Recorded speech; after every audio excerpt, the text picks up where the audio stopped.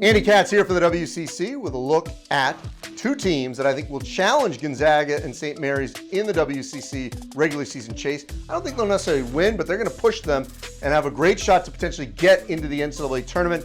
Those two teams being BYU and Pepperdine.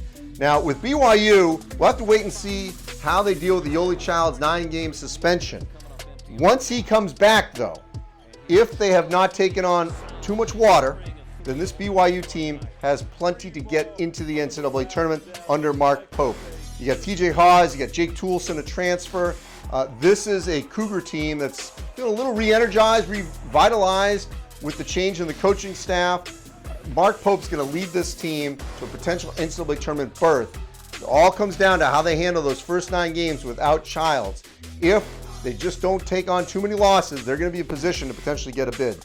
And Pepperdine. I think Lorenzo Romar 2.0 at Pepperdine has a chance to get back to the NCAA tournament. Kobe Ross is going to be one of the better guards in the country, not just on the West Coast. You got the Edwards brothers, Kessler and Cameron. They're going to provide even more pop to this Pepperdine team. It's all going to come down, though, for Pepperdine. What happens in that non-conference? They got 3 Pac-12 games that are going to be critical for them.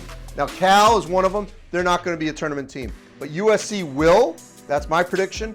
And Arizona certainly should be. And they play Arizona in the first round of the Wooden Legacy. You get that win if you're Pepperdine, that means you're guaranteed to probably come out of the Wooden Legacy with 3 quality games. You lose that, you go into the consolation bracket, it may be harder. That's a critical game for Pepperdine against Arizona in Fullerton in that tournament. So BYU and Pepperdine, keep an eye on those 2 schools. They could be knocking on the door of getting a berth. A lot will come down to what they do in the non-conference.